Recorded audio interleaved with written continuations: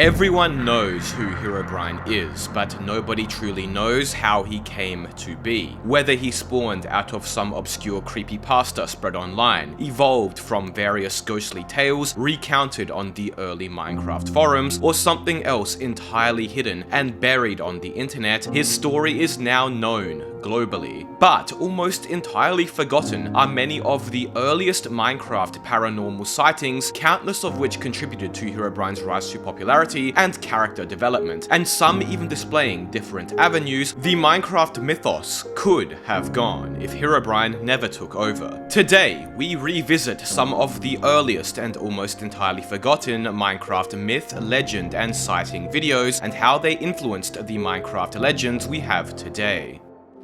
On July the 10th, 2010, arguably the first known Minecraft supernatural sighting was uploaded to YouTube. Simply titled Minecraft Cave Dweller Sighting Number 1, the 1-minute video features a player walking around a Minecraft mountain, of which there are exposed caves. Halfway through the video, whilst in a cave, one of Minecraft's newly added, in fact they were added only 2 days prior to this video, cave ambient noises played. The video continues with the player walking around and then abruptly ends. Now, if you go down to the comments, you can see people 14 years ago mentioning specific timestamps claiming to have seen something among the darkness of the caves. Most seem to reference the 1-minute mark, mentioning they saw a figure in this distant cave, or they claim to have seen something at the 20-second mark behind this waterfall. Now, I can't see anything and there's almost certainly nothing here, but what this video and comment section demonstrated was the beginning of Minecraft's many myths and legends, the catalyst for this being the addition of Minecraft's cave ambient noises. This first Minecraft paranormal sighting was vague and abstract. We had no idea what the cave dweller was meant to look like or what we were looking for exactly. It was barely even a concept, but gradually this would begin to change. 2 to 3 weeks later, at the end of July, another myth had begun circulating around the Minecraft community, that of white eyes. Once again, there was another catalyst helping this myth take off, Minecraft's new creepy music discs. I've made a whole video about white eyes, but the gist of it is that in late July 2010, a player would upload the new Minecraft Disc 13 soundtrack to YouTube, and in the corner of the video were 2 white dots, 2 white eyes. Combined with the creepy Disc 13 track, a variety of players began writing stories about their encounters with a mysterious figure who haunted their worlds, constantly watching them with their 2 glowing white eyes. This myth continued to spread through the Minecraft forums, but never received widespread attention. We didn't even know this white eyes legend existed until 13 years after it was created after all. Entering late August 2010, as Herobrine or him began to circulate through the Minecraft community, the frequency at which players began reporting paranormal encounters began rapidly increasing. All over the forums were reports of white eyes or another character watching them, and on August the 23rd, a bit over a week before Copeland's famous Herobrine sighting that would propel Herobrine into mainstream, a player would supposedly encounter Minecraft Slender Man.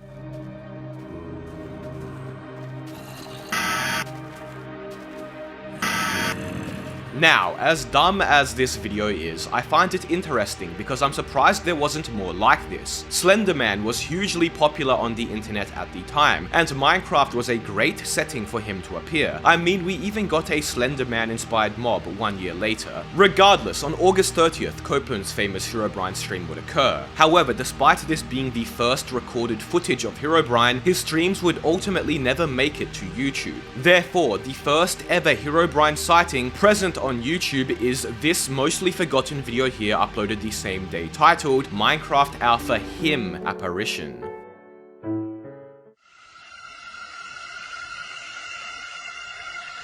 Now, despite the video's extreme low quality, Herobrine, or rather him, was easily visible, not just an enigma of the imagination like the cave dweller. And surprisingly, unlike the other early supernatural and sighting videos prior, this video convinced a significant number of players. Even the like to dislike ratio is fairly positive. Now that Minecraft's ghost had a somewhat distinguishable appearance, the early Minecraft community were a lot easier to convince. The following month in September though, Herobrine wasn't actually the talk of the town. A Minecraft channel named SS Lithuania had begun posting a variety of Minecraft supernatural encounters, the first of which was Minecraft Evil Stalking Creeper. Then again, later that month, SS Lithuania would upload this video called Minecraft New Monster, which now has almost 5 million views. This video was extremely convincing and went viral in the early Minecraft community, main reason being that it was uploaded around the time that Notch was releasing secret updates, where some of the features of the update wouldn't be documented anywhere, meaning players generally believed this creature was a secret addition. This animation was way ahead of its time too. Even today, 14 years later, it still holds up pretty well.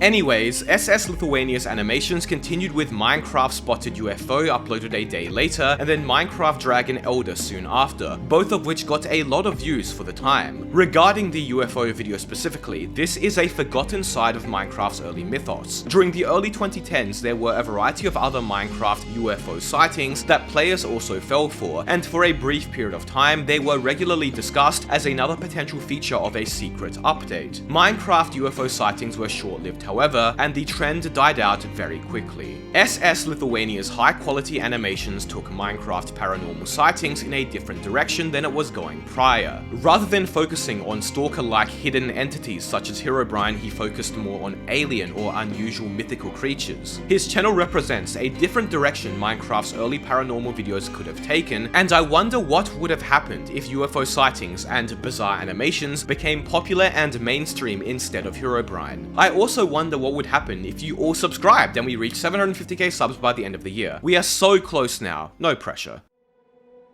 So, outside of SS Lithuania's brief mythical creature stint, Herobrine would once again take center stage in October of 2010. In early October, a Minecraft player would upload another episode of their Minecraft Let's Play, nothing out of the ordinary for the time. Hey guys, welcome back to my Minecraft Let's Play. What we're going to be doing today is just touring everything I've done, and the Let's Play begins as normal with the player showing us his base, but then upon entering his mine, things begin to get strange. Oh, okay. Let's have the default skin. Whatever. Dang it! Oh my god. Stop lagging. You know, this is weird. Why the frick is there a pyramid in here? I guess it went really far with the new dungeon thing. I was expecting it to be dark, but...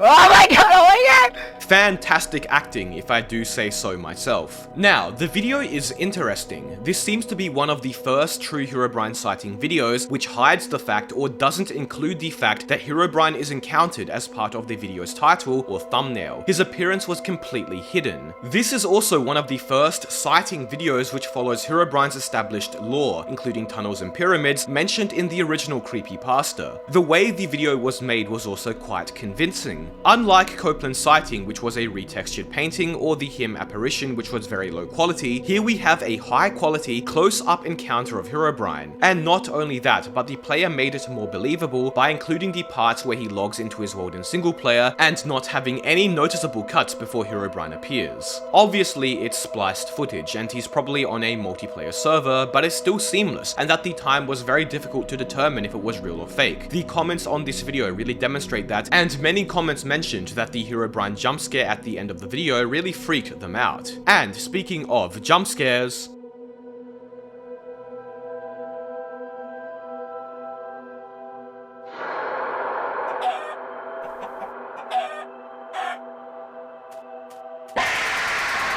did that one get you? It got me, that's for sure. In mid-October, a video now with over 2 million views just titled Him was uploaded. While clearly fake to anybody that watches it today, this was yet another decently convincing early Herobrine sighting video. Also notably, once again, were the edited in cave sounds that by now were more associated with Herobrine than they were with actual caves, and also a small pyramid. More evidence that the Herobrine creepypasta and lore was beginning to spread. Now, some of you up to this point likely are still still skeptical of how convincing these videos truly were at the time, but you have to remember a few things. First of all, as I mentioned earlier, secret updates were common where random, undocumented features would be added to the game, meaning players were much more open to the idea of someone finding something unusual in the game that they hadn't seen yet. Spider jockeys are a good example of that, as they were added in a secret update in August 2010. Because that is the first time I have seen one, and I'm pretty sure there's a lot of you who haven't seen one at all yet, so yeah. Second of all, early Minecraft was buggy. Here's another video from October 2010 called Minecraft Ghosts, where the player is seemingly experiencing some sort of bug that made animal entities invisible. I thought that was pretty scary.